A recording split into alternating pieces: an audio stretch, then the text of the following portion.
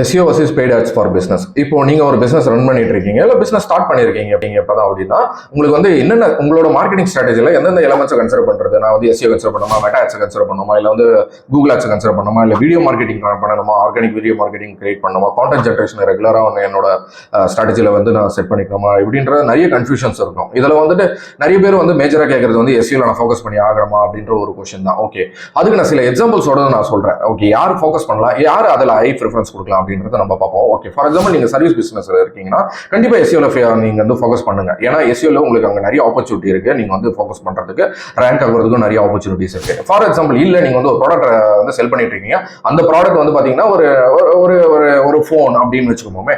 Phone வந்து அமேசான்லயும் இருக்கும், உங்ககிட்டயும் இருக்கும். அதே ஃபோன் அமேசான் வைக்கும், நீங்களும் வைப்பீங்க. ஓகே, அந்த இடத்துல போயிட்டு நீங்க அமேசான் லிஸ்டிங் எதிரில் நீங்க வந்து போட்டி போட முடியாது. Okay, so obviously Amazon will rank higher. இது மாதிரி பெரிய சைஸ் தான் ரேங்க் பண்ண முடியும். அந்த இடத்துல நீங்க பெய்ட் ஆட்ஸ் போயிடுங்க.